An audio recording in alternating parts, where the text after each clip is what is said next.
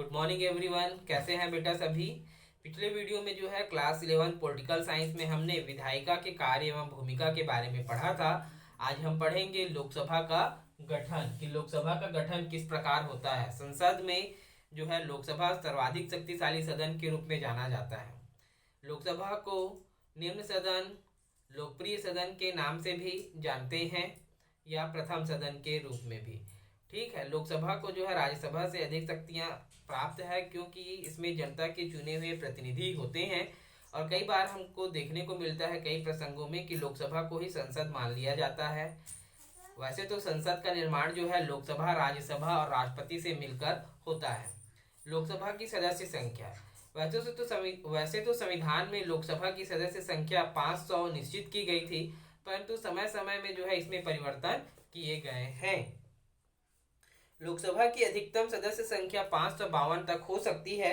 इनमें से 530 सदस्य जो हैं भारतीय संघ के विभिन्न राज्यों से निर्वाचित सदस्य, 20 सदस्य जो है भारत के केंद्र शासित प्रदेशों से, और 2 सदस्य जो है एंग्लो इंडियन, जिन्हें राष्ट्रपति जो है मनोनीत करते हैं ताकि उनका भी जो है संसद में प्रतिनिधित्व हो सके। इस प्रकार जो है कुल सदस्य संख्या लोकसभा की 552 के रूप में हो जाती है। स्थान आरक्षण, मूल संविधान में अनुसूचित जातियों एवं अनुसूचित जनजातियों के प्रतिनिधित्व को बढ़ाने के उद्देश्य से जो है स्थान आरक्षित किए गए हैं, और इसकी अवधि जो है 10 वर्ष तक सुरक्षित कर दी गई है। जो रोटेशन जो तय किया गया था स्थान आरक्षण का। निर्वाचन, लोकसभा के सदस्यों का निर्वाचन प्रत्यक्ष मतदान प्रणाली द्वारा जो है होता है। इसमें जनता प्रत्यक्ष रूप से अपने प्रतिनिधियों को चुनती है। इस दौरान जो है सार्वभौमिक वयस्क मताधिकार प्रणाली को अपनाया जाता है, जिसमें 18 वर्ष के सभी महिला, पुरुष, स्त्री जो भी हैं वे भाग लेकर जो है अपने प्रतिनिधियों को चुनते हैं। लोकसभा का निर्वाचन क्षेत्र एकल निर्वाचन क्षेत्र होता है, अर्थात एक क्षेत्र से केवल एक प्रतिनिधि ही चुने जाते हैं। छत्तीसगढ़ में लोकसभा के लिए 11 सीटें हैं, जिनमें सामान्य स्थान 5, अनुसूचित जातियों के लिए जो है 4 तथा अनुसूचित जाति का आरक्षण 2 रखा गया है। अनुसूचित जनजातियों का 4 और अनुसूचित जाति का स्थान 2। इस प्रकार कुल मिलाकर हो गया 5, 4, 9 और 2, 11 स्थान जो है भारत में छत्तीसगढ़ में जो है लोकसभा के लिए है। प्रतिनिधित्व का अनुपात कुछ अपवादों को छोड़कर यथासंभव समस्त देशों में समान रखने का प्रयत्न किया गया है, अर्थात जिन भी क्षेत्रों से प्रतिनिधि चुने जाते हैं उस क्षेत्र में जनसंख्या का अनुपात जो है लगभग एक समान रखा जाता है। मतदाताओं की योग्यता, तो लोकसभा में जो भी व्यक्ति जो है मतदान करते हैं उनकी योग्यताएं, पहला तो वो 18 वर्ष पूरी कर चुका हो, भारत का नागरिक हो, ठीक है, अपने निवास क्षेत्र में रहता हो जहां पर उसका मतदाता सूची में नाम हो, जो पागल और दिवालिया ना हो, जिन्हें संसद द्वारा किसी भी बड़े अपराध के लिए दंडित ना किया गया हो। ठीक है। सदस्यों की योग्यताएं, तो लोकसभा सदस्य के लिए संविधान के अनुच्छेद 102 द्वारा कुछ योग्यताएं निर्धारित की गई है, जो इस प्रकार है। पहला, वह भारत का नागरिक हो, उसकी आयु 25 वर्ष से अधिक या 25 वर्ष या उससे अधिक हो। कम जो उम्र के व्यक्ति हैं वो लोकसभा का चुनाव नहीं लड़ सकते। किसी न्यायालय द्वारा पागल घोषित ना किया गया हो अथवा दिवालिया ना हो। दिवालिया का मतलब यहाँ पर मैं एक छोटा सा एग्जांपल दूंगा। नीरव मोदी और जो है किंगफिशर के मालिक विजय माल्या, ऐसे लोगों को जो है दिवालिया घोषित कर दिया गया है। तो हमारे यहाँ भी ऐसे कोई व्यक्ति जिनको दिवालिया घोषित किया गया है वो चुनाव नहीं लड़ सकते, अर्थात उन्होंने भारी मात्रा में कर्ज लिया और उसे छूटा ना जा सका हो उनके द्वारा। ऐसे लोगों को जो है दिवालिया घोषित कर दिया जाता है। भारत सरकार अथवा किसी राज्य सरकार के अधीन जो है किसी भी लाभ के पद पर कार्यरत ना हो। संसद के द्वारा निश्चित की गई अन्य योग्यताओं को वो रखता हो। इस प्रकार के जो भी योग्यताधारी व्यक्ति है वह लोकसभा का चुनाव लड़ सकते हैं। कार्यकाल, लोकसभा का कार्यकाल 5 वर्ष का होता है। आप जानते हैं कि हमारे यहाँ जो एक निश्चित अवधि में चुनाव होते हैं वो 5 वर्ष के पश्चात होते हैं, परंतु लोकसभा का कार्यकाल जो है अनिश्चित होता है, क्योंकि समय से पहले भी जो है राष्ट्रपति को सलाह देकर प्रधानमंत्री लोकसभा को भंग कर सकता है। कभी बहुमत साबित न कर पाने की स्थिति में भी जो है उन्हें मंत्रिमंडल से ही त्यागपत्र देना पड़ता है और लोकसभा भंग हो जाता है। संकट काल की घोषणा लागू होने पर संसदीय कानून के द्वारा राष्ट्रपति लोकसभा के कार्यकाल में वृद्धि कर सकता है।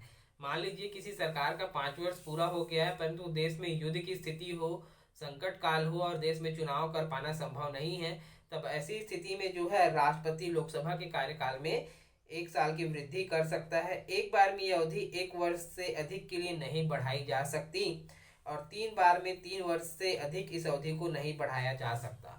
अर्थात यदि एक बार हम बढ़ाए हैं तो 1 वर्ष, ठीक है, और 3 वर्ष में जो है 3 बार से अधिक नहीं बढ़ाया जा सकता। 1976 में लोकसभा का कार्यकाल एक वर्ष के लिए 2 बार बढ़ाया गया था कि 1 साल का पूरा होने के बाद देश के हालात अच्छे नहीं थे तो दूसरे बार फिर 1 वर्ष के लिए जो है इसको बढ़ाया गया था। ठीक है। लोकसभा का अधिवेशन, राष्ट्रपति ही लोकसभा का अधिवेशन बुलाते हैं और स्थगित करते हैं। इस संबंध में केवल नियम यह है कि लोकसभा की प्रथम और दूसरी बैठक के बीच 6 माह से अधिक का अंतर नहीं होना चाहिए। अर्थात जो है हमारे यहाँ साल में 2 बार जो है लोकसभा की बैठकें बुलाई जानी है। यदि किसी कारणवश देश में आपातकाल की स्थिति है तो बीच में भी जो है आपातकालीन बैठकें बुलाई जा सकती है। लोकसभा की गण पूर्ति या कोरम, ठीक है, तो लोकसभा की गण पूर्ति कुल संख्या का 10वां भाग निश्चित है। गण पूर्ति वास्तव में होता क्या है? आपको पता है कि लोकसभा की कुल सदस्य संख्या 552 है। जब किसी बैठक को बुलाया जाता है लोकसभा की तो उस बैठक की शुरुआत या कार्यवाही तभी पूरी होगी या स्टार्ट होगी जब कुल सदस्य संख्या का 1/10वां भाग जो है वहां पर उपस्थित हो। अर्थात कम से कम 50 से 52 लोग जो है जब बैठक में उपस्थित होंगे तभी कार्यवाही प्रारंभ होगी। इसे ही गण पूर्ति या कोरम कहते हैं। ये लोकसभा राज्यसभा दोनों के लिए समान रूप से लागू होता है और ये इम्पोर्टेंट भी है।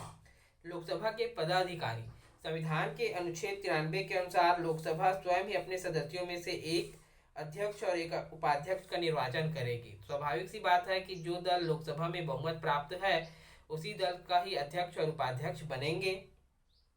लोकसभा सदस्य समस्त सदस्यों के बहुमत द्वारा अनुमोदित प्रस्ताव से अध्यक्ष एवं उपाध्यक्ष को उसके पद से हटा भी सकती है। ठीक है। यदि लोकसभा के अध्यक्ष और उपाध्यक्ष को चुना गया है तो समस्त सदस्य के बहुमत के द्वारा अनुमोदित प्रस्ताव से लोकसभा अध्यक्ष और उपाध्यक्ष को उसके पद से हटाया भी जा सकता है, परंतु ऐसा प्रस्ताव लोकसभा में तभी प्रस्तुत होगा जबकि ऐसे प्रस्ताव को प्रस्तुत करने के लिए 14 दिन पूर्व जो है सूचना दी जाती है।